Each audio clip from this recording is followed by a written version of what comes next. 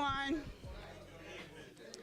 We are going to ask that everyone joins the U-shaped table up here in the front of the room so that we can have an open discussion as opposed to individual tables.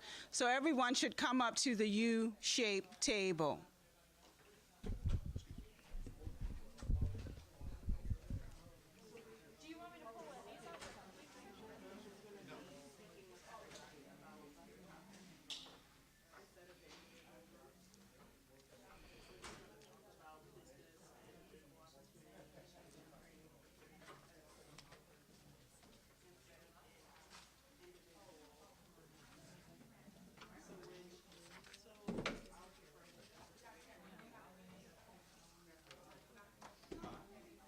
Her drink.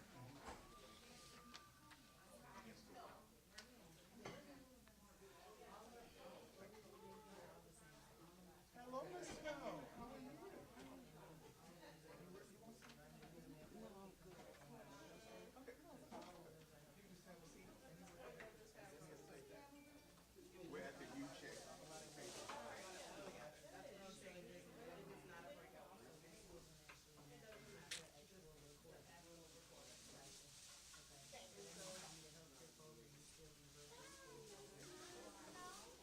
Come on.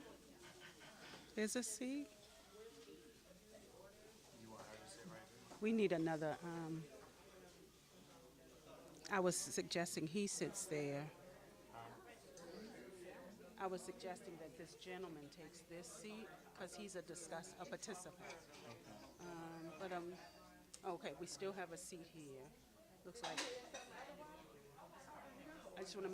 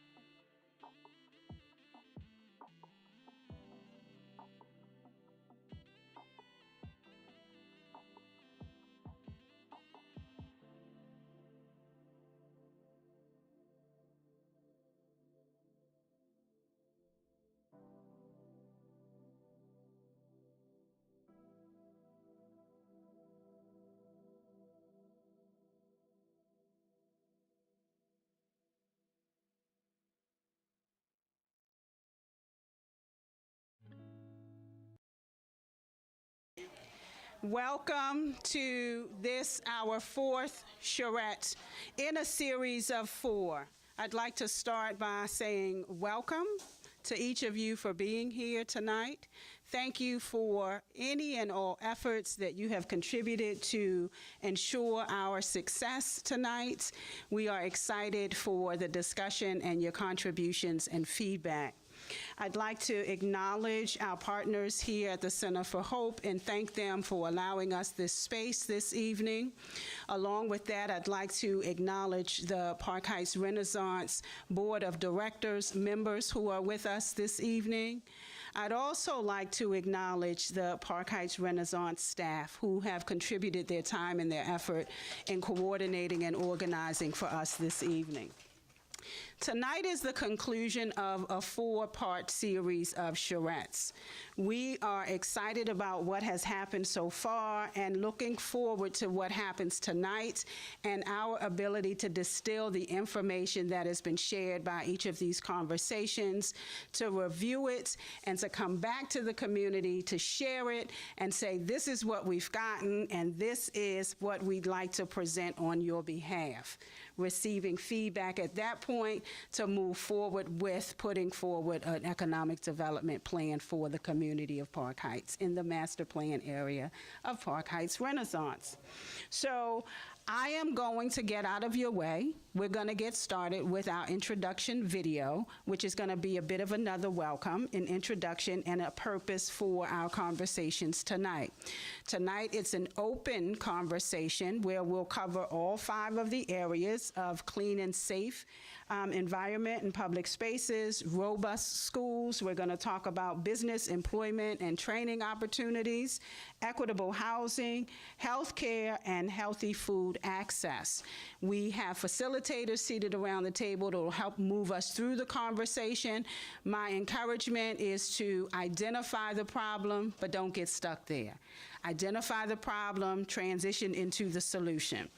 After that part has happened, we're going to have the facilitators who will act as reporters to share some of what has been discussed tonight so that all of us can hear those common themes and offerings of suggestions and ideas.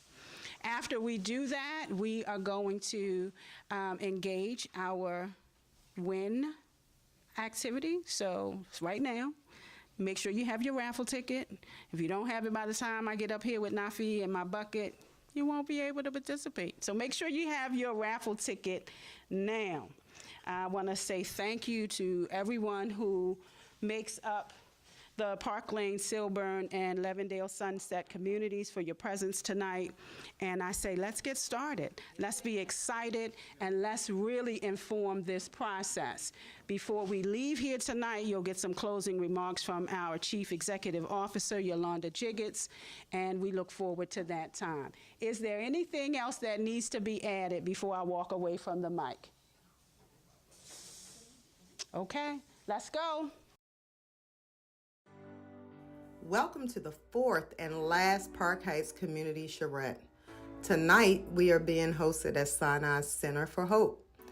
They opened just last year and is now our premier facility for providing intervention and prevention of violence against our children, older adults, and community residents. And on behalf of Park Heights Renaissance, I'm Yolanda Jiggets. I'm the Chief Executive Officer. And on behalf of our staff and our board of directors, we want to let you know that this series is a show of our commitment and purpose, which is to partner with residents and stakeholders to implement the vision of the Park Heights Master Plan. The outcome we expect is to finally have a blueprint or a playbook that defines our collective vision. Essentially, we want you to make sure that you are included in the design of the future Park Heights. We also want you to leave here understanding you deserve a healthy and thriving community. This type of community typically has robust schools, a clean and safe physical environment,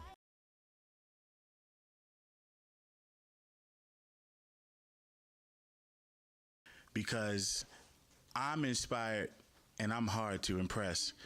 and I'm super impressed. I'm proud to be from this city, and I'm proud to know all of y'all, and I just wanted to say all of that. So the power is with us. This is the most important work that anybody could do, not Lamar Jackson and all of them, and y'all really the superheroes. That's why we got the Justice League going on tonight. So I want to commend you, Miss Yolanda, and I'm here for you. Let's work.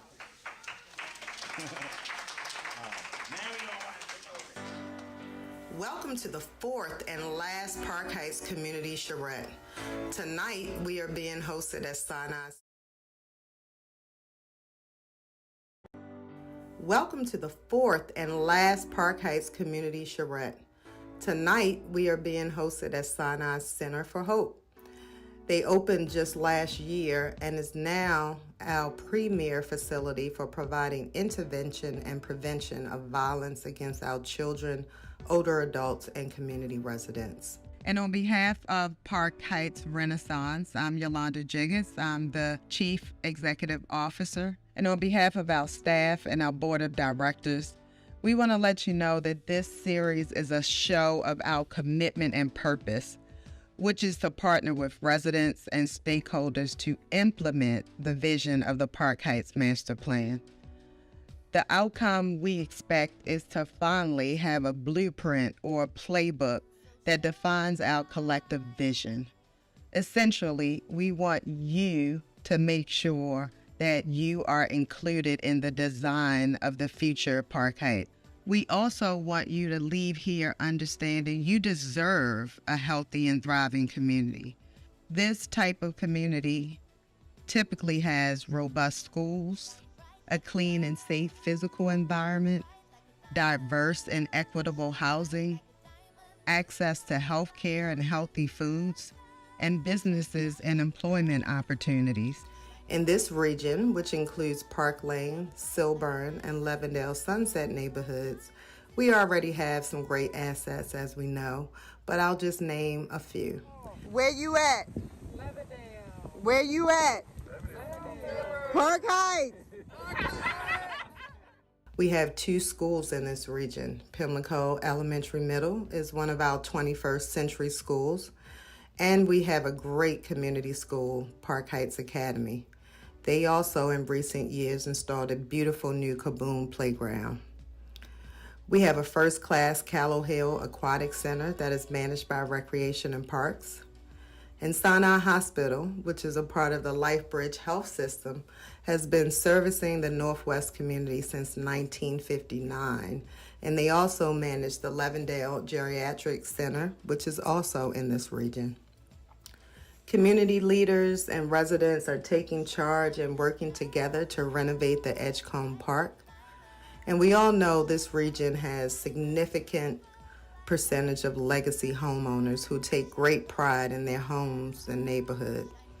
And our bordering neighbor gym, the Silburn Arboretum, is also expanding to include a new nature education center. And we have a bordering development project at the former KIPP School, or Green Spring Middle, whichever you know it by.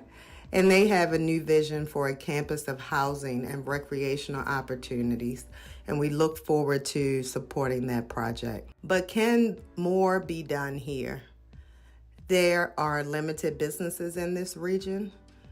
We want to know tonight, is this something that you want to see? Do you want to see more businesses in this area? Could we use more outdoor or recreational spaces for youth and families to gather? Again, are there enough healthy food options in this region? Or is there a need for strategies to combat illegal dumping or increase services to older adults? But we want to hear from you tonight to identify what you want to see in your community. Want more retail stores? Do you want improved parks? Are there other things that you want to be included in your community? So last, I want to explain why we chose to do charrettes. We chose to host these charrettes because charrettes are meant to bring large numbers of stakeholders together to map solutions, to design projects, and develop the vision for the future. Now, what's different about this is it is not just another meeting where we talk and the process drags on for a long time. Charrettes are meant to gain broad feedback so we can move to the implementation phases very quickly. And so tonight, I thank you again for your commitment to mapping the successful future of the Park Heights community for generations to come.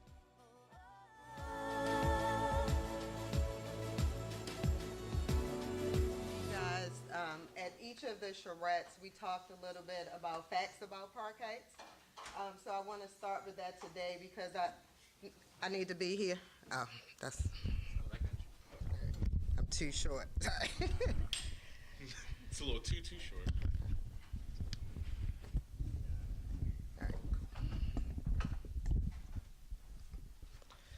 Because I want us to leave here too, from every charrette, understanding what Park Heights Renaissance is here to do. We are here to work collaboratively with all of our partners in the surrounding areas, of course, but our primary focus is to help implement strategies and move the needle on objectives in the Park Heights Master Plan area. At our first charrette, it was one of our prize questions, and not too many people in the room knew what the master plan area boundaries are. So I want to just start making sure we understand that there are maps here. There are maps in your folders. Thank you, Ren. So does anyone not know the boundaries of the master plan area? That's not on our staff. You do? What do you think? Interesting. Anybody else? You know the boundaries?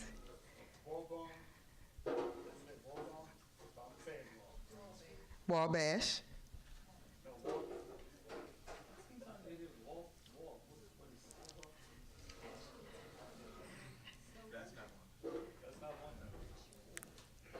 Okay. Anybody else? So I'm going to just share. And then when we leave here, we're going to know that tonight, right? So the Park Heights Master Plan area, first of all, is the largest urban renewal project area in the state. There's 1,500 acres of land that comprise this area that we're working in. There are over 23,000 residents documented. We all know sometimes that doesn't mean we've counted everybody, so we at least have 23,000 residents who live in the master plan area, and that does not include all of our faith-based organizations, all of our businesses, all of our community organization partners. So we got a lot of people. And our boundaries are, we're at one of the boundaries now. So to the north, we're at Northern Parkway, and then our boundary goes around to Green Spring Avenue, back down to Druid Park Lake Drive, and over to Wabash. And if anybody who knows the streets, at least, that I just said, you know that's a huge area. So we have brought everybody here tonight and the last 3 nights to really finally say, not only do we have a master plan, which was adopted in 2006, a long time ago, that was identified, projects that we see just being discussed today. The Pimlico Racecourse was in the master plan in 2006 for something to be done to redevelop that area around the Pimlico Racecourse.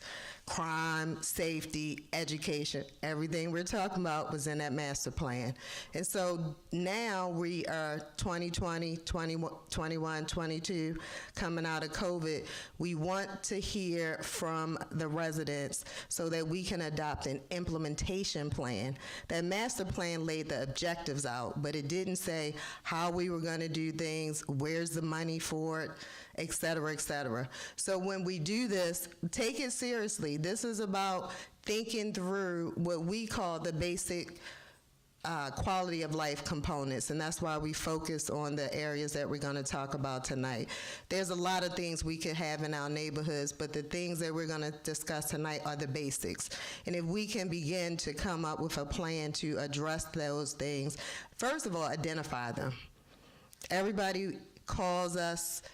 Some people say it kindly, some people don't say it so kindly, but everybody has a sense of urgency about what needs to happen. But historically in Park Heights, we can be honest that everybody primarily has been working in silos.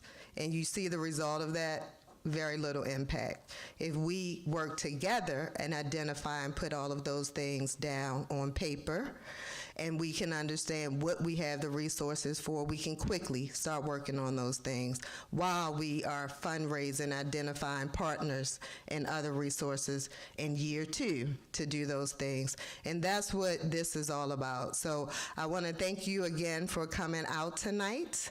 And when we get a little bit, we're going to do this a little differently because we're in a different setting. We'll do more of the fun facts as we go through tonight.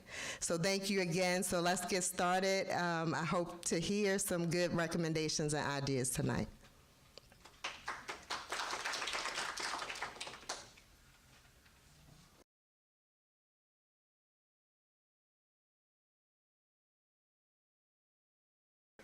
The Charrette guidelines that we started with, have some questions, some key points that we wanted to look at.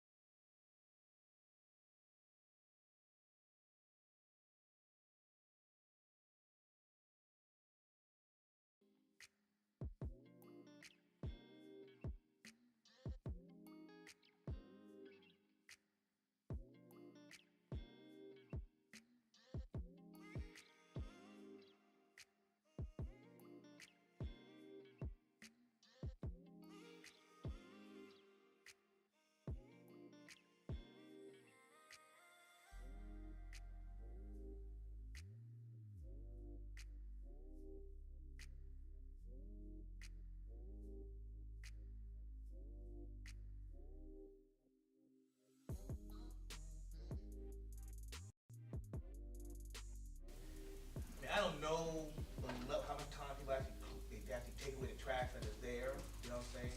But a lot of times there's trash around the trash, you know what I'm saying? Like there's a trash can, there's trash around it. So you have to assume then that it is filled up and it's still being filled up, and people are trying. I think there's a concerted effort on a whole, you know, to try and keep it, but they're not being picked up enough, I don't believe. That's my personal comment. Okay, thank you for sharing. Anybody else? My recommendation is to have more cleanup days, and really get the community engaged in being at those places so that they feel safe. I think the more knowledge they have about where these places are gives them more pride to want to clean up and to want to make sure that, oh, I like this park, I want to clean it up so that my children can come here, or so that my cousins can feel safe and comfortable to come here. So I think having those cleanup days at the locations such as parks or open spaces so that people can feel comfortable to come there because they have more input because they cleaned up. And so now they know, well, I cleaned up Saturday. I'm not going to turn around and dirty it up. Or the person next to them who they see throwing trash, they're gonna be like, wait a minute, I just cleaned this park up last Saturday. So I think having cleanup days in those places where we want more people to honor.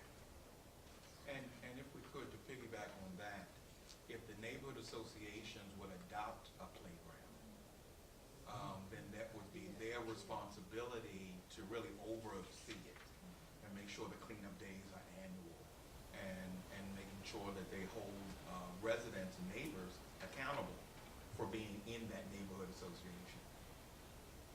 As a community leader, what does that look like for you? Because I can hear in my head already from a couple that might say, well, we need da-da-da-da-da-da to do that. Like, what's your take on that? Well, I think first, having the neighborhood association agree to adopt a lot or adopt a playground is the first big feat. Letting them understand that when we do cleanups, we're adding that into our master plan of cleaning. We already go for funding for various things in our community. Let's hold events there, hold flea markets, hold a giveaway day, but actively use the park so that residents can see that the park is being used, but yet it still has an overseer. I appreciate you bringing that up, because that was actually about to be my follow-up question, and I feel like I saw your hand. Did you have something to add? Yeah. A lot of people have pretty frame with 4 legs. You know, when you walk around with your dog, some people get exhilarated because they got a big dog, and sometimes the smallest dog's not friendly. But I know it's in a section of the park service that we have found it, and the counties are different. Because they have the poop trays or pick up, or they have the individual bags where they can recycle the poop, whatever they do with it, whatever the city do with it. I noticed that we didn't see not too many situations like that when they have a poop pickup.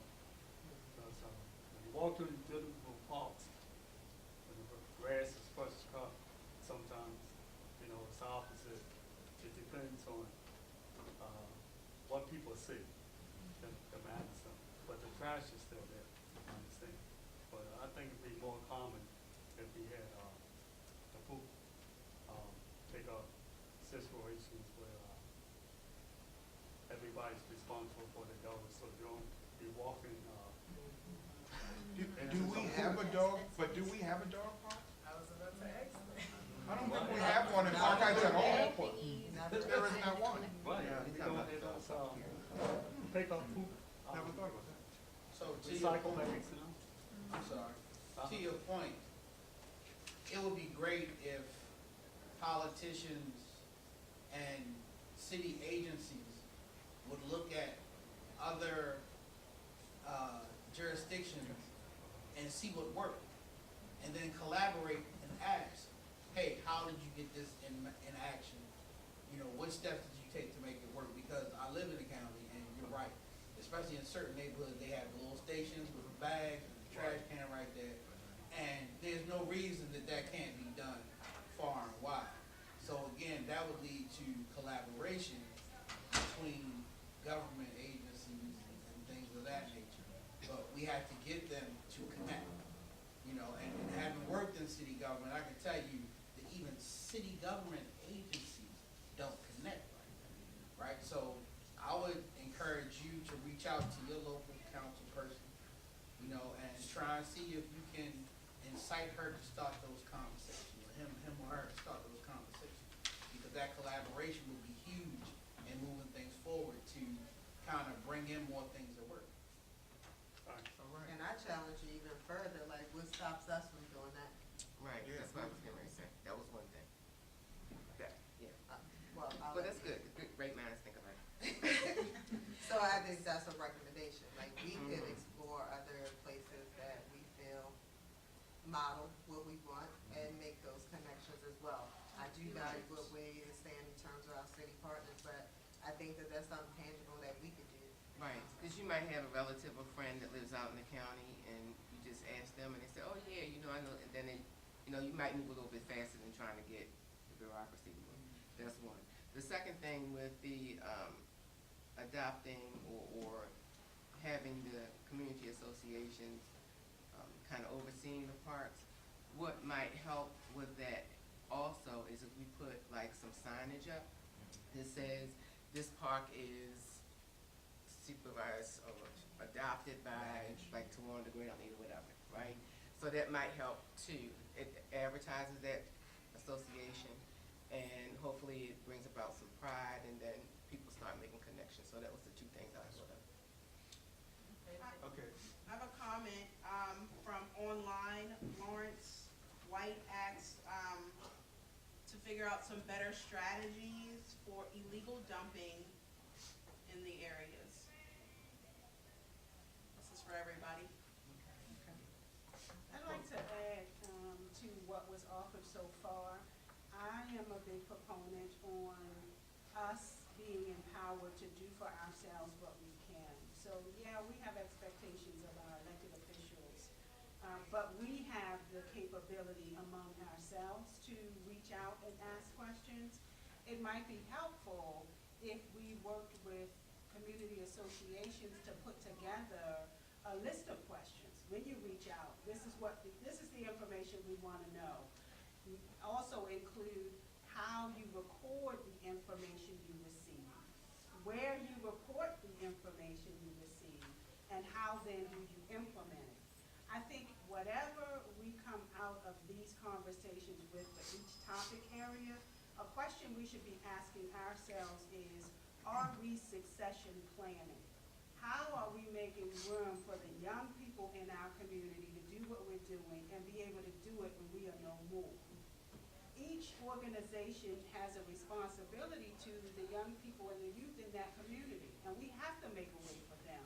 We have to create a space for their voice and their comfortability to be able to do some of the things that we are challenged with doing, some of the things that we have the honor of doing, and some of the things that we want to see perpetuated long after we're gone. To your point, Judge, I just want to raise, how do we encourage youth to gather and feel like, open spaces belong to them too? Because one of the things that's an issue, and there's currently some controversy bubbling online about it, anytime youth, especially black youth, are gathered in one place, it's treated like criminal activity. But where do we facilitate safe spaces for kids to be able to just be kids? We always say that we want them to be outside, we don't want them to be in the house on games all day, but where do they have those places to actually gather and feel safe and be kids and explore? So I wanted to raise that because you mentioned it, but also had a question just for everyone here, like, what types of things do you want to be able to do in the green and open spaces? Like, what can start happening a month from now, 2 months from now, versus what are some things that with a little bit more planning and beautification efforts could maybe happen down the line? But I just want to hear from people, like, what do you want to actually do in those spaces? Outdoor concerts. Well, one of the things I think for the youth, they have to feel safe in those spaces wherever they go, especially now. So I don't know if security can be provided in any of the spaces on common days, but I think everything is going to have to, at this point, start with safety for them, because you're right, if they all gather together, there is a quote-unquote, misunderstanding that can be had, but it's also the reality that it's going to also draw other people. So for good parents, they may not want their kids to be out in a crowd. And I think some of it too is that, and some of it without being security, is activating the mini groups that are already here in Park Heights doing work with you. That's the security. Like, once a space is activated and people are there all the time, trouble doesn't like to stay around. So, I mean, I think that that's one thing we can put down as a solution, is that we really need to create that real network of all of these organizations right here in Park Heights that what may look like security, but it's not, because it's, you know, it's just another way to look at the same thing without it being security so much. I have a question, as far as safety, because it's coming up a lot, and I'm not sure if most of the violence is like gun violence and things, but if it was, for a possible gathering or program or something, when we're thinking about security, is it possible that we could use someone like Safe Streets or whatever other safety teams y'all have here and do like, not a gun sweep, but kind of like a gun turn-in kind of thing? They did it somewhere else, and I don't remember what it's called, but for them, they had the, I'm sorry? They used to do it here a lot. Yeah, they used to do it. They weren't getting the Big deal, guns. years. That's a great idea, so that's the idea. Gun, And I think I think Safe they used to Streets call is it the gun one. amnesty or something. Yeah, that's what it was. Because they already have the rapport with the youth. So I think getting someone who is already working with them and they already trust them could be someone that they would possibly be willing to turn their gun over to, versus having the police there and they're like, okay, give them to me. Yeah.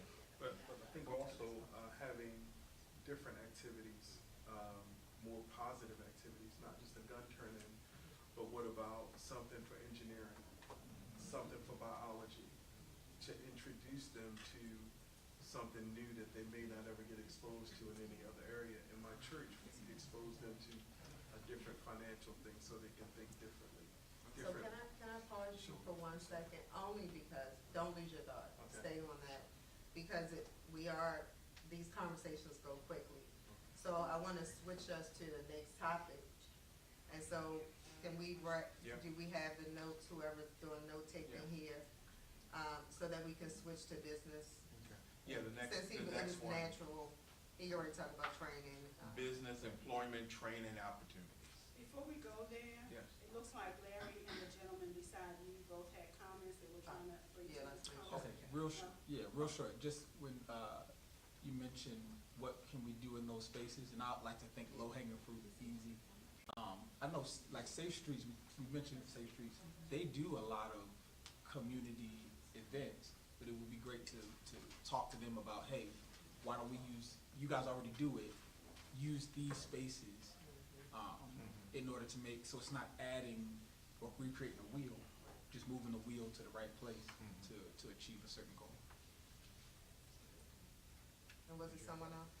Yeah, I say, supervise, you know, what y'all offering, you know, if it's a swim party or any kind of different kind of recreation, because everybody's not geared to the same thing. Everybody don't play the same game, so they get bored. Kids get bored. So when they see their other contacts that they don't agree with, you know, that's where the trouble starts. You know. All right, thank you.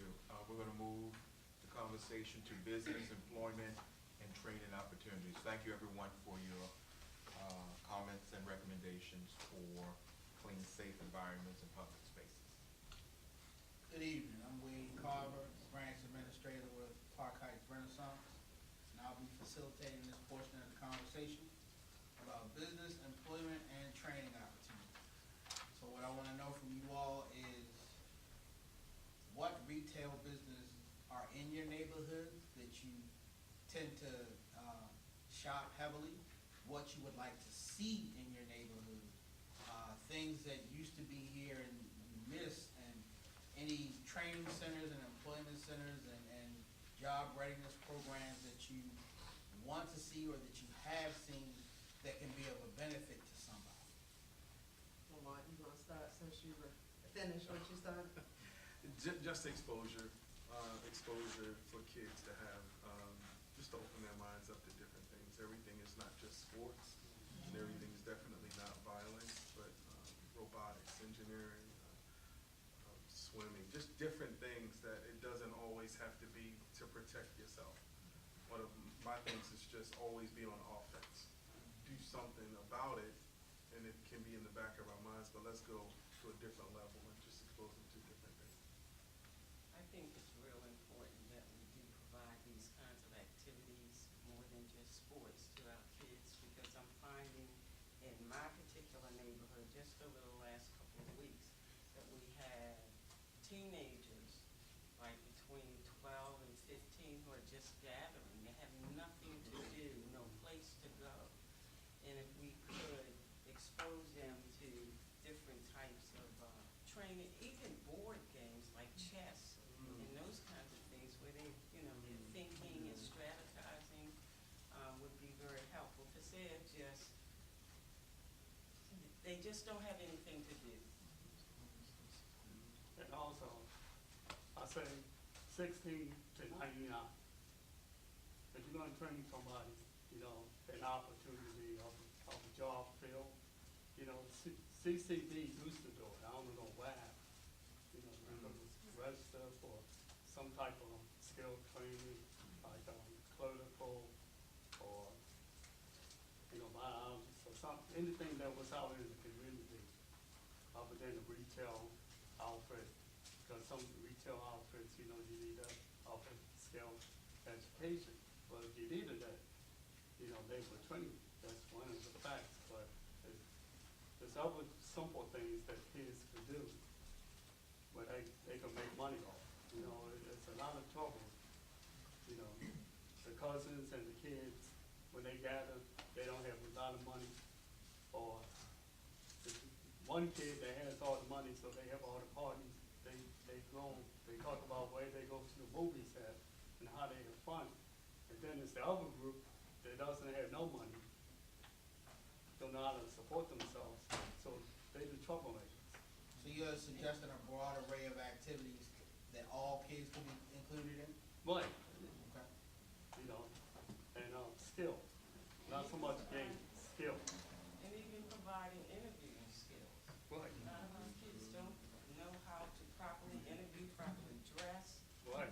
You know, those kinds of things, and employers are desperate right now, and so they're hiring kids that, you know, wearing the pants below. That's also a fact. They have attitude, even while they're working. No customer service skills. I mean, those are just basic things we can provide that will help them just to survive, not just for employment purposes. And maybe it could be helpful if there was a kind of ride-along day. I think a lot of kids, listen, even coming out of college trying to decide which career you want to move into is a difficult thing. You are preparing for something without knowing exactly what you're preparing for. So if they could spend a day in different local businesses to figure out, oh, maybe I do want to work in retail, or maybe I do want to work with an engineer. I want to do that. So maybe that's something rather than initially a committed workforce program. There should be workforce exploration to find out what you naturally gravitate toward and what you find pleasurable. And actually being put in that environment. Right, exposure.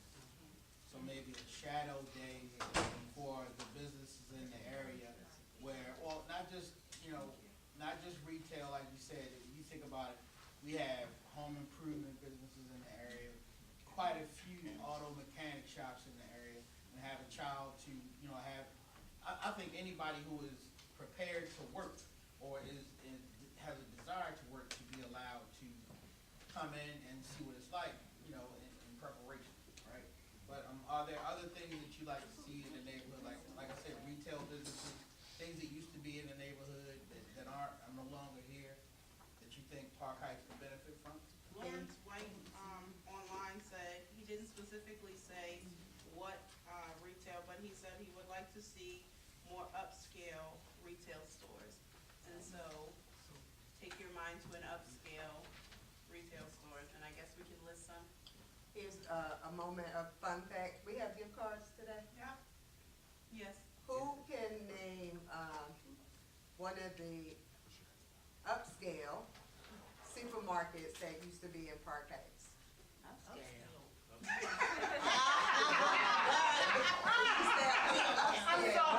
I'm sorry. That the word upscale kind of threw me off there for a moment. And Park Heights, they don't usually go together. So let me think on this one.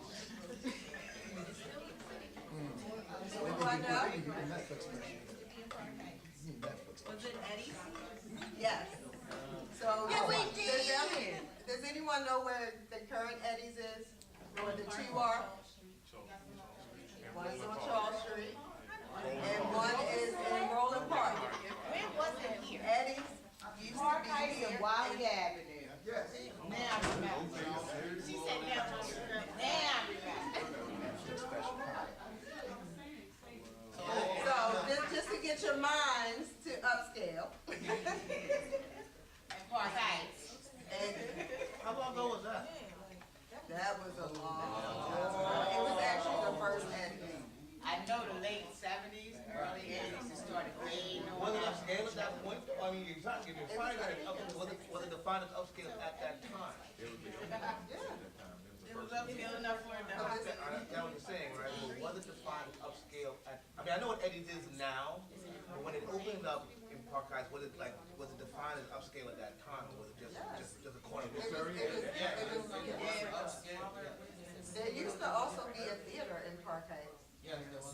Just to get you guys in the mindset of some of the things that you want to think about That's in what my the church is. community. Some of them don't have to be new. Might be bringing back some of those. So I would like I to don't know if see people some. consider this upscale, but I just consider it part of wellness and self-care. It's like some type of, and I think that this was mentioned on one of the prior charrettes too, but some type of like holistic wellness place where you can go for like all different types of things, like massage or, you know, therapy, like a spa type experience, but things that are really geared towards healing, acupuncture, stuff like that, that we know have a proven record of helping you take care of yourself. And just an extra mark for that, just to spin a lot back to where we were talking about what we can offer to youth based on what she just said. I think something we could add is like certifications in those places. Yes. Since we want to do like massages, that's something you can get a certification for that you don't necessarily need a degree. Because school is not for everybody, and school is expensive. That's right. So like, I think if we could provide more certifications with the businesses that everyone is talking about having, that'll provide more jobs, it'll give more clarity on the businesses we want to see, because if we're gonna certify the kids, I think we also need to make sure that there's a place that's going to hire them. To add to that point, two things came to mind as well. In terms of training centers, one is churches. The church was at last week or yesterday? It was Tuesday. Yeah, days before. We was at First Baptist, First Biblical Baptist Church, I don't know the name around.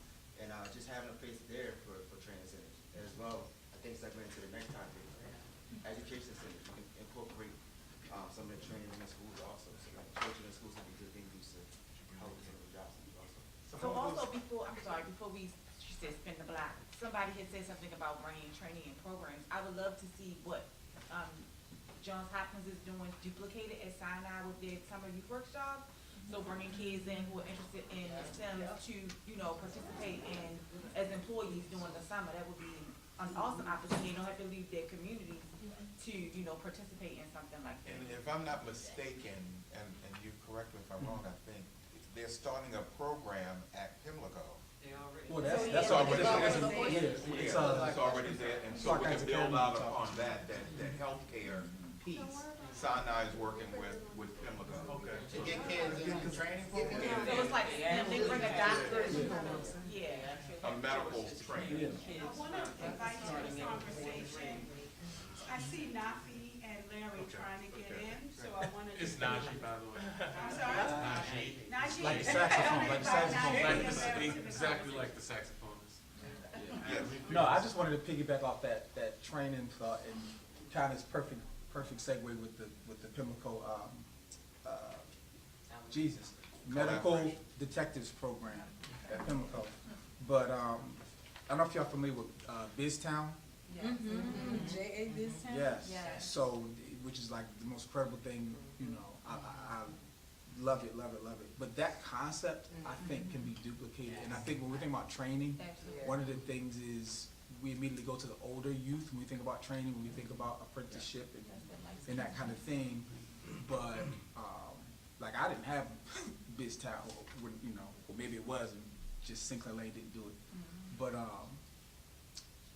the opportunity at that age, right, even at local businesses, right, at Biztown, you have these fake storefronts inside. It's incredible. But in my mind, I imagine, you know, in the summertime, you know, almost like neighborhood field trips where kids go into these businesses and they do this or that and they get a paycheck and then they have to go to the bank. And then you deposit your fake money, and then you gotta go to the pharmacy and pick up your, you know. But just thinking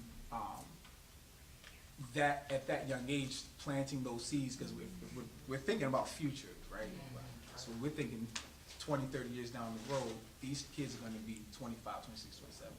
You know, so just thinking younger when we're thinking about training, and not so niche, like, you know, yes, a medical program, yes, you know, I don't know, auto mechanics, but something like Biztown that's just like so widespread.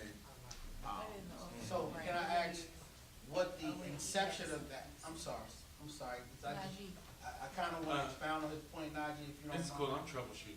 What does the inception of that look like to you? Like, how did you start that? And you said targeting the young kids. Like me, you asking a visionary, be careful. Okay, that's what it's about. It's a conversation. I'll tell you, I give you my short version of what that looks like. Or I was like, say, what's the easy route? You take a church, because churches have kids church, you know, a lot of churches have that now, and you set up it like a field trip, right? And say, okay, from this day to this day, we set up a partnership with this company, this business, this business. And the kids can come in for a day, and they can see behind the curtain for an hour. And the next week, we go to place 2 for an hour. You know, they give you a little lollipop when you leave.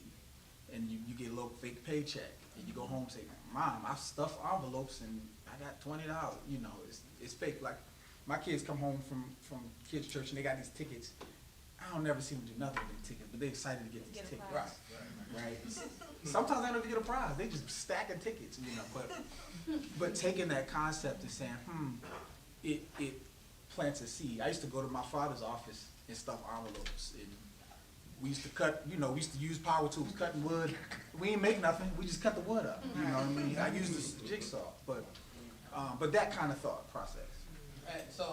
And the reason I asked you to expound on it, because I remember as a child, my mother worked at Kaufman's in Old Town Mall, right? And I would go to work with her, and I would walk around the warehouse with the guys, and I had a stack of orders. And I would call off what was on the order, and they would pull it. You were working. I was working, right? Yeah.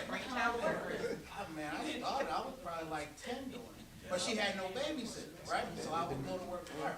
But you never know what chord might strike with a child. Because any business you go to, and that kid might, man, I want to do this one day. So you never know what could happen. That's why I asked, what does that look like for you, right? So then you have to look at all the churches in the area, because there's quite a few churches in the area, and bringing these people together, getting everybody on the same page to start it, because it's enough businesses in the area to start that process now. Yeah, And starting according to now. schools, we could also be starting to integrate that type of program into the school rooms as well. That's the collaboration piece, right? And we segue right into, and thank you everyone for that discussion on that, we segue right into robust schools. Good evening, everyone. My name is Swala Muhammad. I am the community school coordinator at Pimlico Elementary Middle. And so we are talking about robust schools. And so we had talked, it's amazing how all of these things are interconnected, right? And so we have 2 21st century schools in our district, which is amazing, right? And so do you think there are additional resources needed to advance our students' academic success? That's one thing to think about. And then the other thing, are there adequate number of schools? We know we only have 1 middle school in this entire community and no high school. So any ideas or thoughts about how we can address those issues? And two of the resources that I thought about came to mind was one of the capital impact grant and the new market tax credit. I think Park Heights Renaissance may be available to apply for the new market tax credit. I think schools have to apply for the capital impact grant, but the capital impact grant pretty much it covers the total funding for the building of the school, the renovation development of the school. The new market tax credit would be able to fund up to 39% of the funding. So if, say, for example, Park Heights were able to apply for the new market tax credit, you can then allocate that tax credit to a developer who could then pay up to 39% of the funding to fund the school. So looking into that for Renaissance, if you guys want to build, if the community as a whole wants to build more schools, I think that that's a good avenue to look into. I'm more than happy to assist in that. I know if I was to help get more in-depth advice into the new market tax credit, and just feel free to let me know. I think it's Is the tax credit based on the tax revenue from home ownership in the community? How was that developed? Well, it's a credit, so like it will be allocated to a developer to help to develop the school. So it'll be incentivized for them to provide funding to develop the school, which they will be utilized to help, as a fee to help them, incentive to help them build the school, but also the credit, more of the credit. So who funds these grants? Who funds it? Yeah. Well, the developer, the state allocates the grants, Okay. but the funding would be from a private or public or nonprofit developer. Okay. I would like to see a history. There's one thing I always noticed that in history class, they teach American history to kids, right? But instead of teaching, there's no real black history. In reference to the fact that it seems like black history starts from slavery for some weird reason. Yet before there was slavery, there was black history. You know what I'm saying? It's like, there's no, I think it needs to be like go back to what actual history is, like the history of black people before slavery. Like who were we? With the Mali Empire, necessarily the Ghana Empire. Those empires discuss those things as a historical course for young kids, so they can see that, all right, you get got sometimes, that's what it is, you became slaves, that's what it was, but before that, you were this. Before that, you were Egypt. Like, remember in college, it was an interesting concept. I was in college and I asked the guys, I told him that we were pharaohs, that black people were pharaohs. He didn't know that. He did not know that. He thought that Pharaoh was Charlton Heston. You know what I'm saying? That was his definition of Pharaoh, and he believed that to be a fact. And he's a very smart guy, like he was a math major, very smart guy. That's what concept is. But here he's in college, that's how he thinks. He went back and studied and realized that actually Egyptians were black people. Definitely black people, definite fact, that's not a concept. We're not taught that in school. There's nothing there need to be a course on that in elementary school. You know what I'm saying? And you need to learn your history before the coming of the Europeans to Africa. You know what I'm saying? Because that's a real history that we forget about, and we don't, because if you don't know your history, all you know is the bad parts of your concept. You don't know when in fact you were the richest man in the world. Mansa Musa was a black man in the world. And what did he do? He sold gold. He sold gold and salt to the Europeans. That's all and he became the richest man on the planet Earth at the time. Who knows that? And that's the concept, like a real history course. That's what the kids need, a history course, so they know their history. That story exactly should be spoken about when you guys are tying up the upscale, the robust school systems and everything, because Mansa Musa went through other towns and villages and gave out gold. So he wasn't just the richest man, he was a charitable richest man at the time, and immediately put funds into his communities and his surrounding communities. So that was very, it's inspiring to not just know that history, but to alter your character from knowing that history. So, yeah.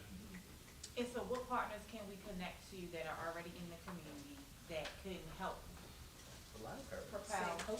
So Sankofa. Yep. Yes, Sankofa. By the way, what's the name of the African Museum in Park Heights? It's the Sankofa Children's Museum of African Culture. See, I'm looking at all the new people that are here tonight.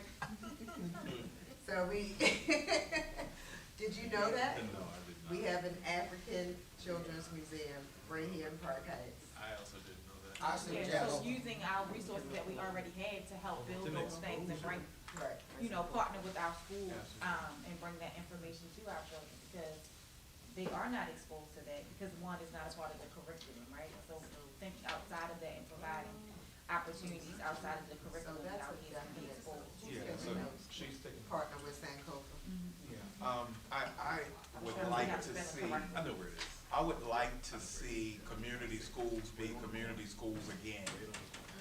They become so political.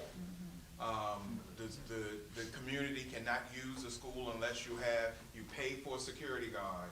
You have to pay for insurance just to come in to use the community center. So we will never, people, if you don't have that money, you will never be able to use the community school. And I would like for it to go back to being where the community and the school work together. But it's becoming such of a business that we're losing touch of working with the same children. Because the children that I sent you are the children that have to come back home. So we should be all on the same page. The other thing is, I would like to see a high school back in Park Heights. Yes. A high school. And we had Northwestern High School, but now that is an incubator spot for any school that's being remodeled. So now we have Poly Western coming to be in Northwestern.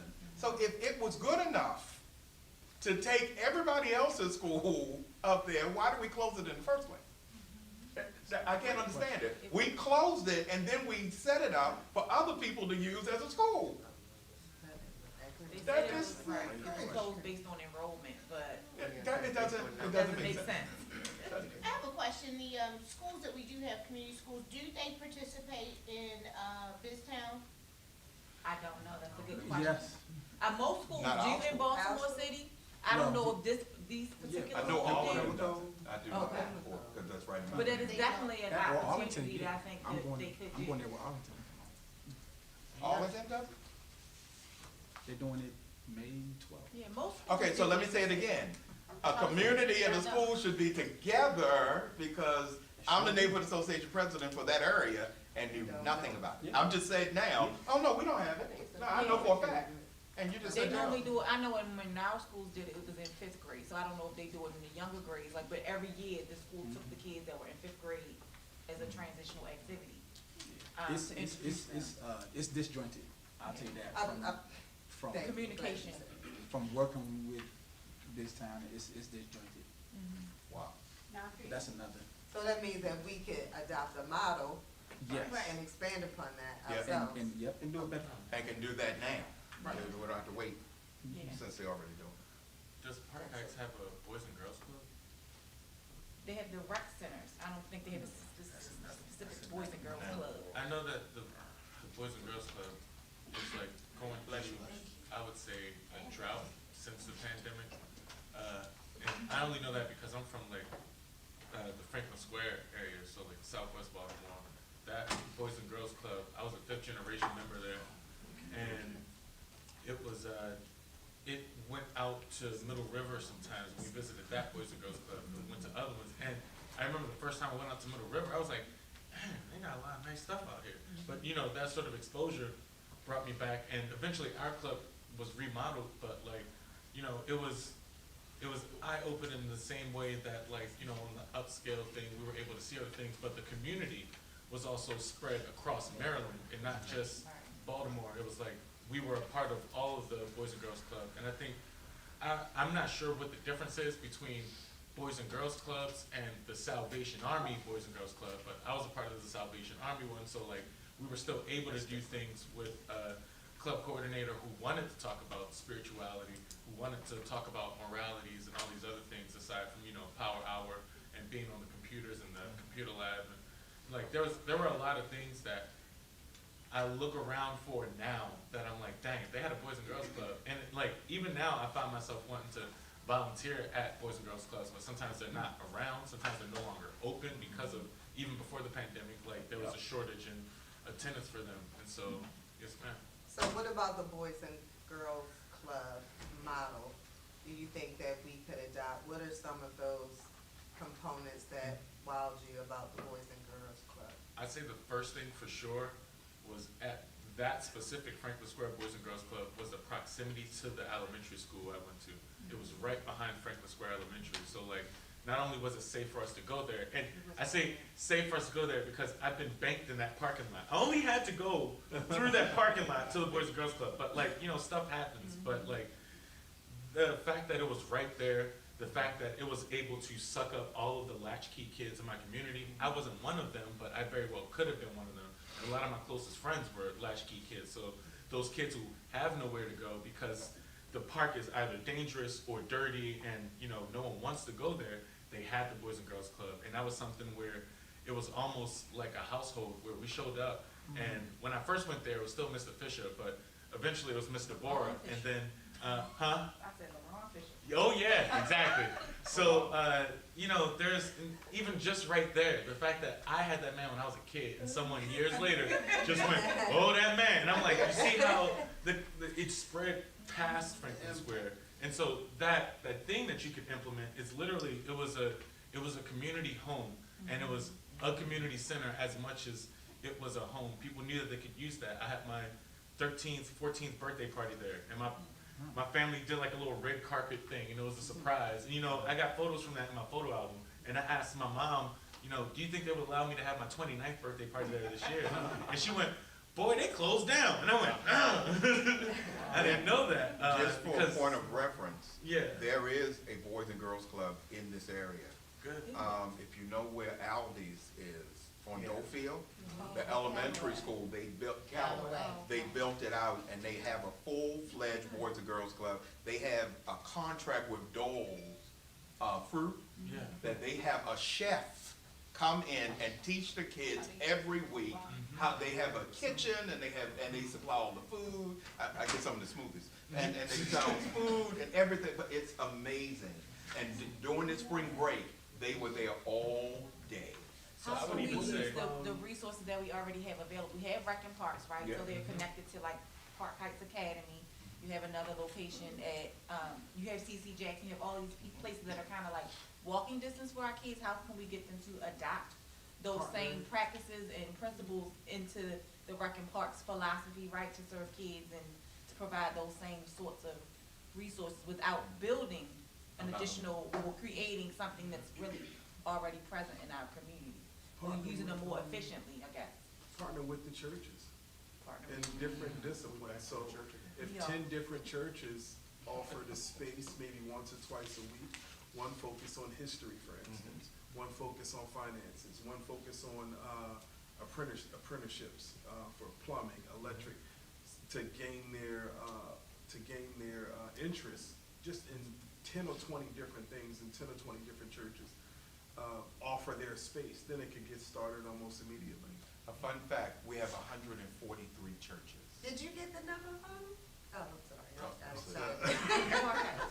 143 churches in Park Heights. So what are they doing is the question. There's 143 churches in Park Heights. Well, we're coming up with ideas. That's all I'm saying, 143. And some of our churches are doing And they absolutely. a lot of things, but Got that definitely with 143, we got a lot of options That's of a lot. partnerships. And that's a big stretch, because everything we've talked about come back to the church. Comes back to the church. I'm sorry, we have to move on to the next. I have one Ms. I Jackson know, she had got a one. hand up Cause as I have well. something back here. But Ms. Jackson had a hand up a couple times. Okay, I just thank wanna you. make sure we. Okay, so the first thing, going back to the school, the community school, which you have to also realize that some of the fees are to cover certain things like the custodial staff, so they do have to pay that. The other is they do it by like square footage, the area that you're using, and that's revenue for the schools, because you know, the budget is quite limited. Once you pretty much take care of staff, you have nothing, right? So the system itself doesn't have any additional, and when they do the buildings, it's for that. Now, you can also talk to them about getting waivers. You're not gonna get a waiver every single time, but you may be able to get some waivers, but they still have to cover the custodian, because if the school doesn't pay it, which they really don't have additional fees for that, then somebody has to pay it. But we were in the conversation with the schools before they built them. And when they built up that we're gonna have a community room that the community can use, and y'all can use it and utilize it and do this, you never said that. Right. You never said, let us vote yes to have a community room, and then say, you can't use it. Well, I think that's. So I think a recommendation though is for us to put on the paper, how do we fund that? Like How do if we we fund it? know that that's the situation and it's probably not gonna change, Nope. how do we figure out how to provide that partner with the schools to identify why they are charging, or what that package looks like to use it, and then maybe we can figure out. How to pay for it. Right, and it's not a school thing, it's really a central office thing? Yep. Okay, so that's the one thing. The other part is, with the last idea about having the churches have the different, training events or whatever, you might wanna look at transportation too, because somebody might want something that's all the way over there, but it's not in the neighborhood school. So you have to think about transportation, so that's the other thing. The third thing, junior achievement. So JA is really junior achievement. And that's all it is. When he's talking about that's just what's on steroids. It's the same thing, right, that we had, because I went to junior achievement too, and it was awesome. So I'm not exactly sure how I got in it. So, yeah. Oh, really? Okay. Yeah, it was the west side. Okay. But, it was good. I missed that. Yeah, yeah, but you get to see the other end of it, right? Okay. So, but anyway, it is a very good program. It gives you a lot of experiences. So if you can get anything like it, it would be awesome. So Lawrence from online, who was engaged in our conversation, is saying it's an enrollment issue regarding the reason some schools are closing. It is. Truth be told, and not to mention, some parents aren't forcing their children to go to school. I see too many teenagers wandering the streets during school hours. That's true. That was the other thing I had down. It is an enrollment issue. And then I really think, one of the things I would like to see, in schools is for there to be a vetting for children who want to do things, who don't have parents to organize for them. Because a lot of times there is an inequity in your opportunity based upon your exposure and knowing how you can't navigate a system easily in your 30s, 40s, 50s, let alone when you're an elementary school child or a teenager. So if you don't have parents who are engaged, there should be, at least in school or at church, somebody who says to you, hey, are you interested in doing anything? What do you want to do for the summer? I mean, nobody asks a kid, what's your 3 or your 5-year plan? But they should. Because they should have a plan. They should have a vision for their lives outside of the day-to-day.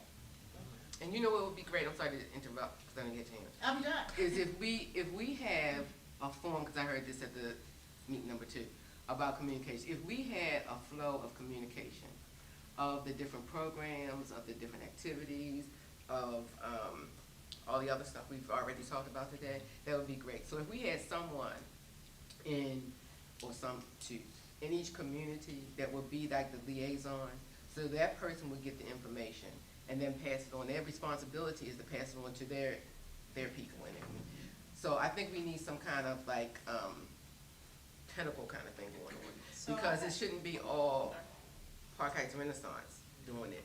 And your things may not always get out when you're doing electronically, because not everybody's electronic, right? So I'm just throwing that part out. We have to think about that part, how we can get all of this great stuff out to people. Before Morgan speaks, I'd just like to call our attention to the time. It's 7:37. Morgan, I know you're trying to. What time is it? Yeah, I was trying to get in there. So to Ms. Carla's point, definitely agree it should be a liaison, and I would, in my mind, automatically think it should be the community association that be that funnel to the resources of information. But if that's not happening, then we need to figure out where the gap is between that communication so that it can be a funnel, since Park Heights is so large. And I was going back to robust schools, what I wanted to speak about before. Something that I would like to see inside of the schools and the resources for young kids is figuring out a way to bring robotics or some type of skill from technology, because clearly we see technology is leading the world. And so, like Ms. Jackson said, okay, everybody's not online, but if we could utilize our young people to start teaching our older residents how to get online, that gives them experience on tech, right? So now they're teaching someone else, which they can now have that experience. And then now our seniors are learning, right? What are our seniors doing on Saturday mornings, but maybe, cleaning or watching TV? What are our young people doing in the mornings? Maybe playing video games or just waking up, right? But if we had a program where they can start teaching other people tech and it be something that's in the schools as well. I think that's very important, because clearly tech is gonna start leading the world. So having that. And get credit for it. And get credit for working with our seniors as volunteers. Yes, Mr. Bourne. Just real quickly, one, thank everybody for coming out on behalf of the Board of Directors, Park Heights Renaissance.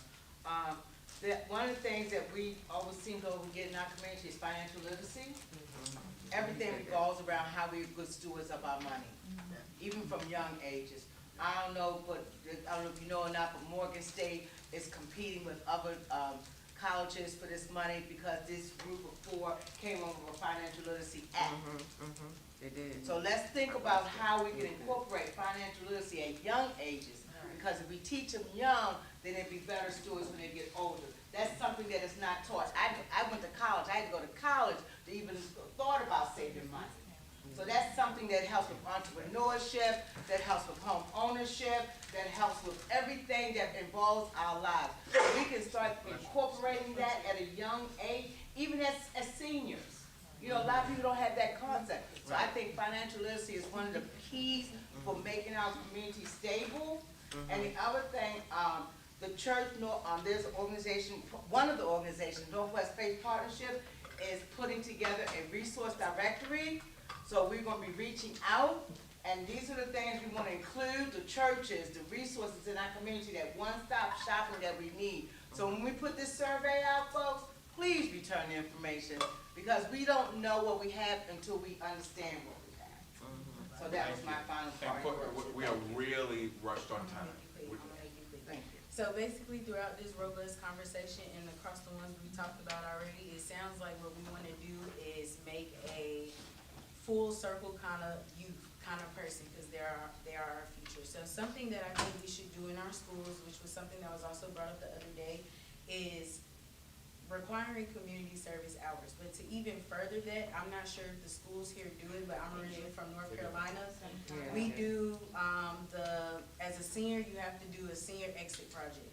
And we were talking about how no one is asking the kids about their 3 or 5 year plan. If they are not doing senior exit projects, then I feel like their senior exit project should look like what your plan is going to be, or to look into a career that you think you might want to do and then present it out to the class, not only for exposure, but it forces them to make a plan, make their SMART goals, and then as the school as a whole can talk about how to get that child there, since we've already talked about having the different activities and programs to teach them and certify them. But if they're not thinking about it, we're gonna have these programs and no one's gonna be there. You said that was quick. That wasn't quick enough? No, that Oh, sorry. But it's a good point. That was a very We have good a lot of point. that Very stuff, good. I mean, it is happening in our schools, but of course, we don't have a high school in our district, Right. the community to perpetuate that, but it is happening. Each school has something similar to what you're saying happening, they do. Thank you, everyone, for that conversation. I don't know how much more we're going to be able to get into it, but we're going to go into equitable housing as our next topic. We do want to, it's 7:42, so we're going to take about maybe 10 minutes on this one if we can, on this topic. And who is? Amber. Hi, everyone. So I'm Amber Jones, Chief of Housing Economic Development in Park Heights Renaissance, and here we have. Hi, I'm Carrie Nye. I'm the Northwest District Planner for the Baltimore City Department of Living. And together we are here to facilitate the equitable housing conversation. So just to kind of get us started and on a fast track, let's focus in on if you had to think of the one thing that is the highest priority for you to ensure that we have equitable housing, meaning people have different options that they can access. What is the top thing that you would like to see addressed in order to get Park Heights there? Can I say? I think resident co-ops. Yes. Resident co-ops. I'm No not sure if hiding. they have any in Park Heights, but it's something that we've been talking about in school, as well as workers co-ops. And I think when we're talking about being equitable, that means the people who live there need to be a part and not the people making the planning for them. But the only issue that I've been seeing with resident co-ops is the funding is the problem. Because since it's a resident co-op, it's normally their own money or the little bit of money that they're able to pull to keep it up. So I think we need more funding going towards the residents or going towards their housing if we're gonna be able to keep the resident co-op going and keep it nice. Nice. Well said. Anyone else? Sound like Yolanda, she took you? Well, you took, we shared that Yes. recommendation. And I will third that one, yes. And one of the other types of housing that I think would provide, some diversity and also, be affordable is to think about, reimagine what housing could look like, such as tiny home model. Container homes. I think Yeah, that's some a of container our- home. Container homes. Yes. Container homes, they are really, really nice, opportunity. It's a hugely unexplored opportunity, right? Because you think about a single person who doesn't need a whole lot of space, right? Tiny home is perfect. right? And it could be used for transitional housing. Yep. For those that have fallen on their luck, need a chance to get themselves together, pull resources together, and the electricity could be run by solar power. Very easy to make an area just for that and help them off the grid a little bit to get. Great for some- returning citizens as well. Good work for returning citizens. Especially when we have difficulty accessing housing. Yep, absolutely. There's a veterans program, I believe it was in Wisconsin, that started, they built tiny homes. They, not from containers, but they were just small homes for veteran housing. And, McVet here in Baltimore wanted to explore doing something similar on a transitional basis, but the city stopped funding transitional programs, so they couldn't bring it to fruition, because they couldn't generate the money. I know I'm here to facilitate, but I would like to see more things where people can build their own homes. Cause it helps with the cost and it helps to give them a skill that they can then use to maintain their home or to even earn income if they so choose.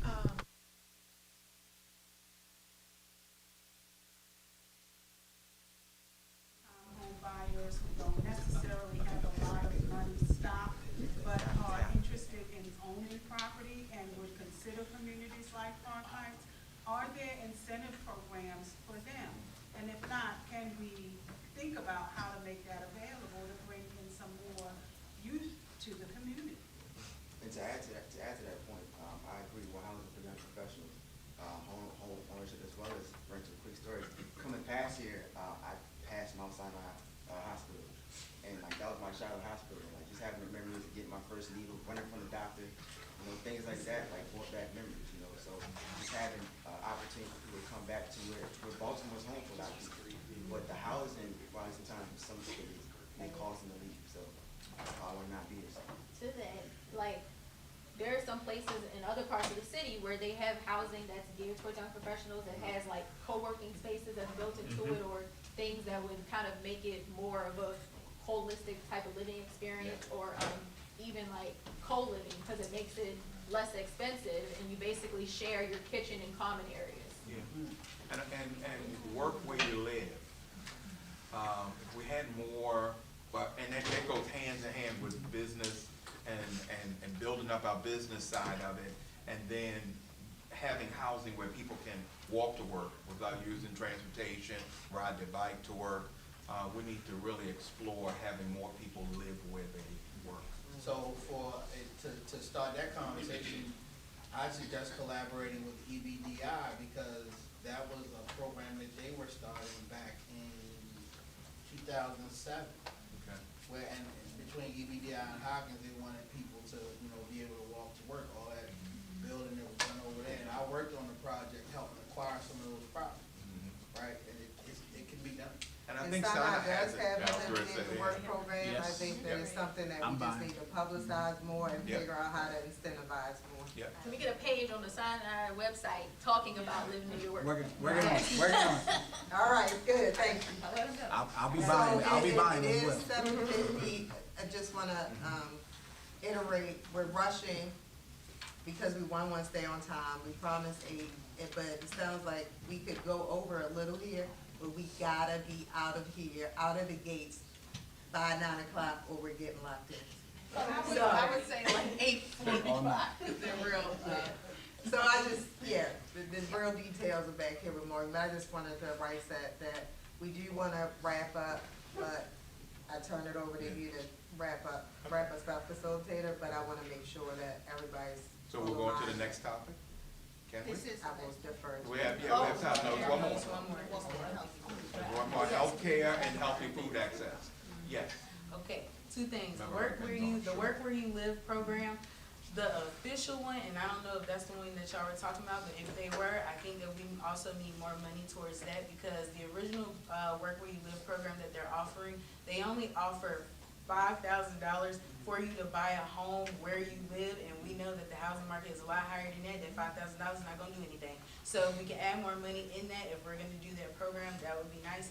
My second thing is, I'm not sure if they have like Section 8 housing over here, but historically, we know what it looks like. And I think a good business opportunity as well as equitable housing is to they need more people checking up on the places to make sure that, one, they're up to code, two, they have enough maintenance people there that are fixing them up.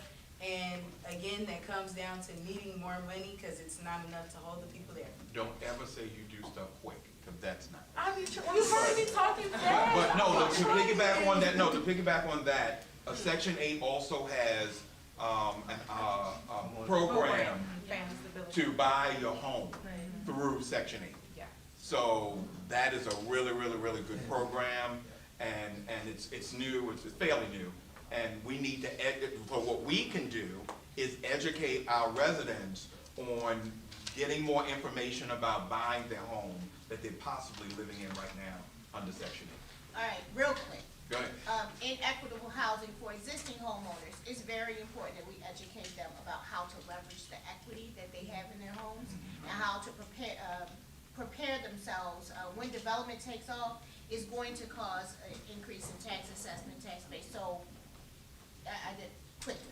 No, That's it. that's right on point. All right, thank you. We have something to add to that. Okay. Just 1 second. Go ahead. Quick pitch. There are programs for existing homeowners, the HUBS program, to help you repair your home. And then also there are some tax capping homestead credits for homeowners who might be impacted by rising taxes. That's it. Wonderful. What was the ending to that, Ren? Is that income based? Homestead tax credit. Homestead is Hubs not. and that. Homestead is not So let's income close based. with, we need to get better information about About our it. services. Great. So we can, Okay, last, healthcare and healthy food access. Healthcare and healthy food access. That was me.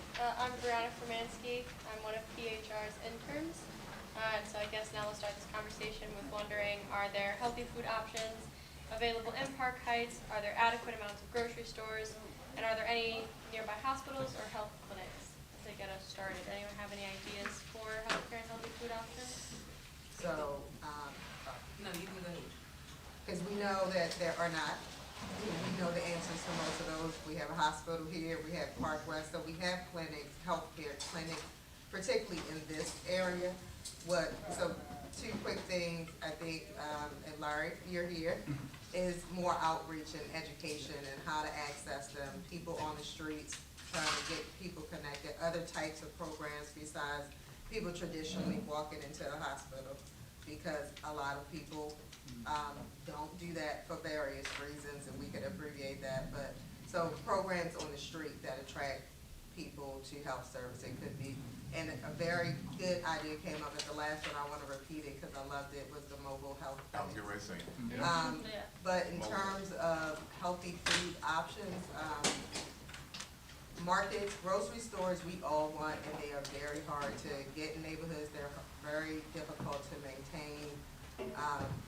But there are things that we can do here. I think that we could definitely work on farmers markets, pop-up markets, that could also serve 2 purposes. They could be entrepreneurial in ways where, we have an urban farm here, but we also have a lot of community gardens that grow food. We're gonna be encouraging that they could come as a vendor, and other smaller, we have a lot of people that I know in this community that bake, that want opportunities, to sell their stuff. So if we can create some type of farmer's market, pop-up markets or flea markets, I think that we could activate some of those things without having brick and mortar type of. I like to suggest. Sign out, be doing one soon. I like to suggest, maybe like a pop-up similar to what Yolanda's speaking of, a pop-up, they give out a lot of food, right? In certain places, they give out boxes of food, but then people don't know how to use them. You know, my church does it, and some people don't know what to do with the cabbage, right? So then you see it 2 blocks later, and you're like, that could have went to somebody who knew how to cook the cabbage, right? And so I think with healthy food, it's also that educational piece. So utilizing some of the centers, some of the schools to host maybe like cooking workshops where not only are we giving away food, boxes of food, but before they take the food home, we're having an instructional period where we're cooking cabbage, where we're cooking the corn and the sweet potatoes that is being given out, because you can give people food, but if they don't know how to cook it, it's a waste. And so making sure that we understand what people have access to in their homes to make sure that they can cook the food that we're giving away for free. Yes. I used to work a farmer's market over in Westminster, and every Saturday the town would get together for that, but they were right across the street from the housing department or social services, one of the two, but they would give out the food stamp vouchers over there, and they were able to use the vouchers over at the farmer's market. With that in mind and with what she just brought up, I think it would be, well, sure, it would behoove everyone to have these farmers market, not just at the plots that we were talking about earlier of having inside of each community, but having those classes, those educational classes during the farmers market, as well as having town fundraisers. They had, one year I was working the farmers market, they had a long table underneath of a tent, and it was a fundraising brunch. So people around the town could buy tickets to go to this. It helped raise funds for the farmers market. People at their tents were giving the food out, or rather being paid, whatever was going on. There was exposure for the people in their tents as well. So like this brunch, this long table brunch brought like prestige people from like the Chamber of Commerce and other parts of the town down to the farmers market to see people who were getting food stamps, also utilizing that spot to also see the people who were in the botanical, or the people who were at miscellaneous vodka distillery. You know, like there were so many people at this farmers market that like it was basically creating that whole space that everyone's talking about here. So I really think a farmers market would be a phenomenal start for all of this to pour everything together and see what the energy looks like. Yes. So I think we should look at it from a standpoint of teaching children at a young age the benefits of healthy eating as well, right?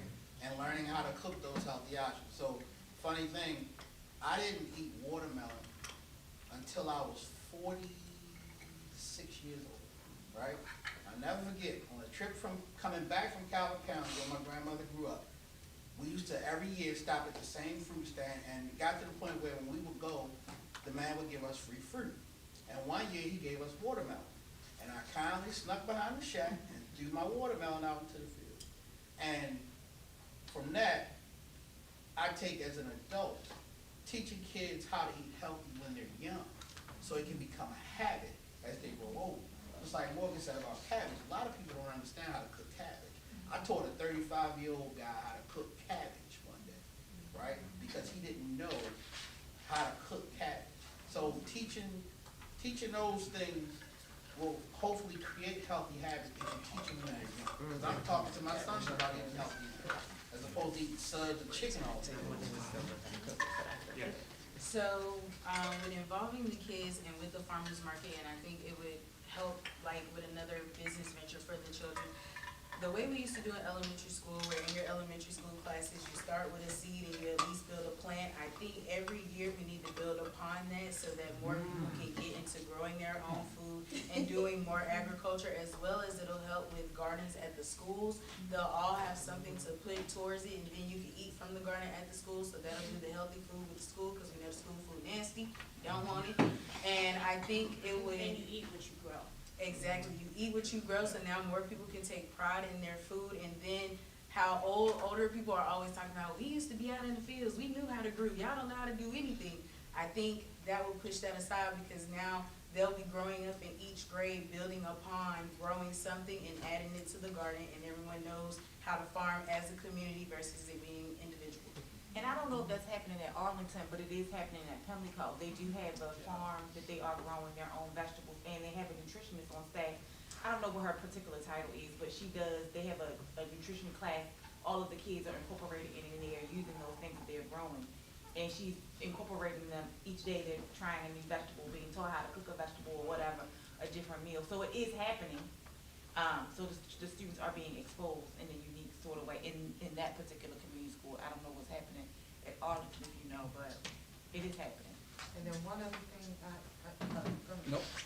for the record, real quick, I think there should also be some effort to do more outreach and negotiation and strategy with the existing supermarkets, because we may be able to work with them to reimagine their space to be something different than what it is. It could be an open air turned into more of an open air market, or other styles of markets that may be more sustainable, that would also upgrade it without. And I think that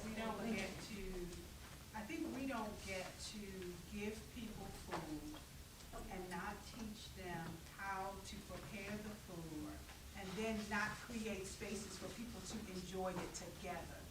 I think that there are many lonely people in community who just want to share a meal with somebody. And I think that's an opportunity across the lifespan. We can have our young people receiving food, getting lessons, and preparing a meal to serve our older American community members. Yeah. We've got to get back to the real meaning of community. I still hear us talking in terms of segments. How do we bridge the gap? How do we do it together so that everybody is benefiting from it over the long haul? I'm done.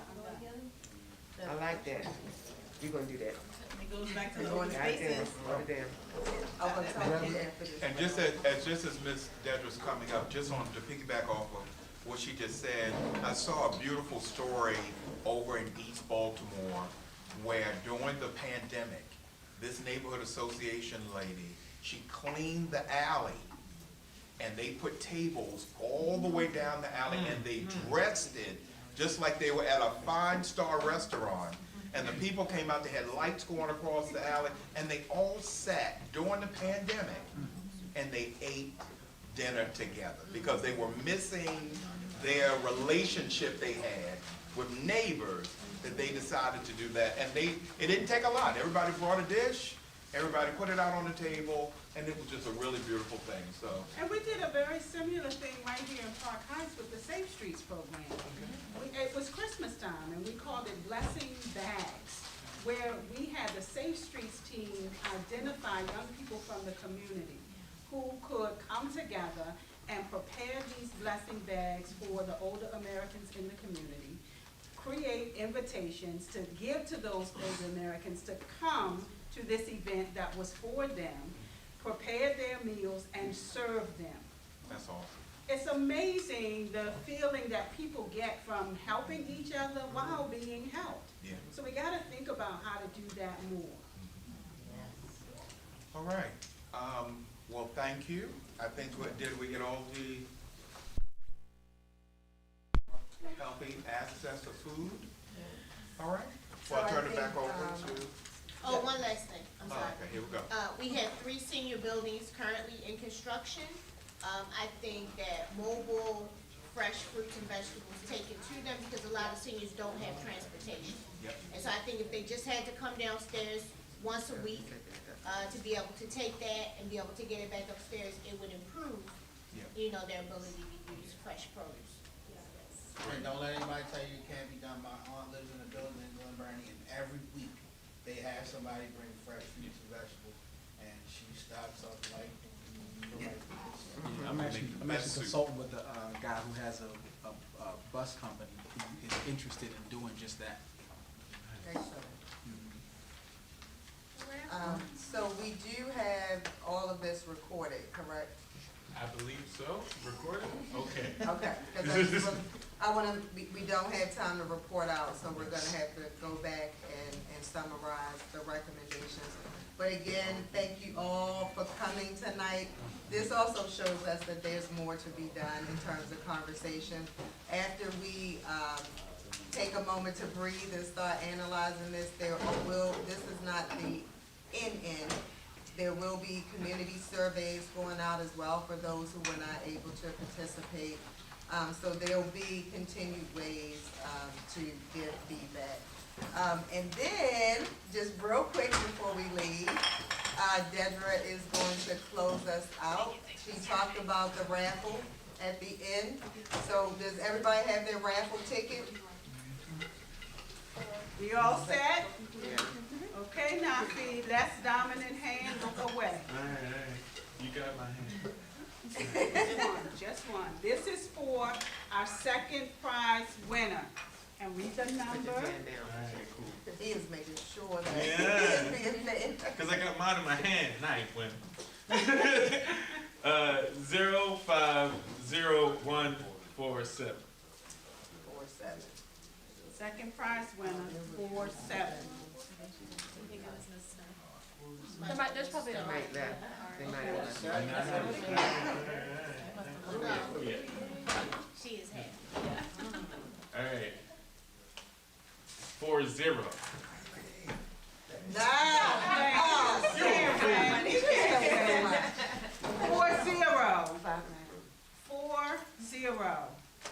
Okay, we're gonna keep it going. Hey. Come on now, Fee. It's a winner in this room. Somebody- Two of them in here. Am I in the bucket? You in Okay, the bucket. okay.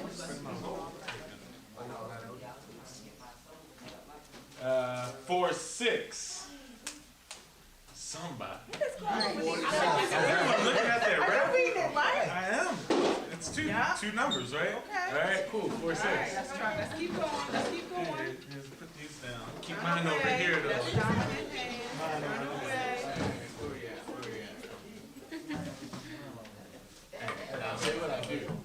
Put one in my hand right now, just in case this ain't the winner. But because I did that, I feel like we got a winner. 5-8. Dang, that's almost your number. Oh, no. Getting hot. Okay, next one. All right. 50. Now that's the one right after mine, so I'm a little hurt right now. 50? I feel like I got the last one, so anything under 49 has to be a winner. Well, now we got 40 right here, so I don't know. I don't know. Down. 3-7. 3. Yes.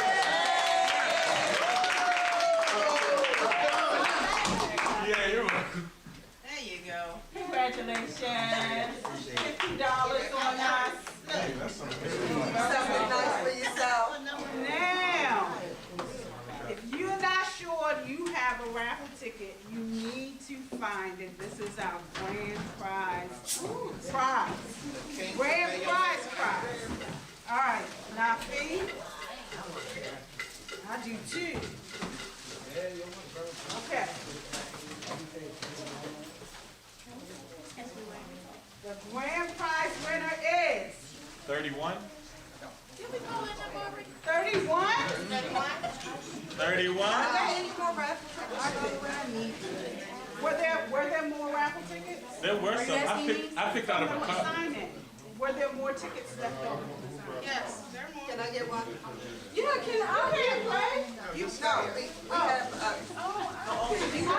People that Now we going for the first prize. Okay. I don't know what number you got. It may have also. Well, dang, I don't want to ask you what number you got. You don't get enough prize. Let me see if this Got the All five. right. You can give that to me. Yeah. Okay, guess what? Over here too. Yeah. Najee, I'm sorry, like the I tried to give it the grace of like God. the saxophone player, I'm sorry. All right, so 28. Put that here. 28 up here. It's the right number. It's the right number. It's a lot of I think it's the right one. We got one winner already. We got second time. keep it. All right. Anytime somebody get it, go up. 19. 119. Lord Jesus. All right, here we go. I got a couple in my hand. All right, so this one right here is 25. 25. 25. All right, I'm up. They cut a lot of tickets. Yeah, we did. A lot enough. Okay. 24. Oh my goodness. All right, I'm gonna throw these back in there. One of them was back in the bucket and then pick I'm gonna keep looking at that cabinet right there. Throw them around a little bit. That's a nice third cabinet. 56. That's you. Yeah.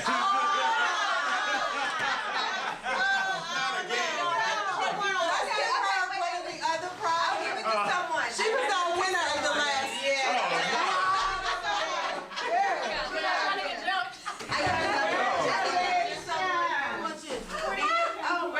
So was that one of the other ones? Should I pick a new number? No, you won it fair and square. You sat down, we even got you a ticket. You didn't even get one. Lord said you deserve that today. No, the wealth has been shared. Yeah, that's right. Just pay it forward. Alright, I picked one, but I ain't look. I'm sorry. I know we got two parts out here. Next person. 38. 38. That's you?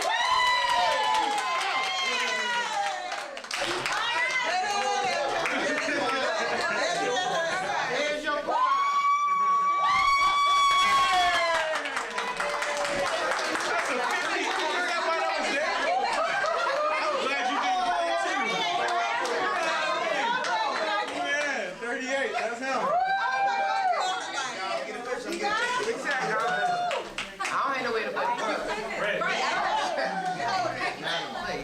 One of those situations I was like,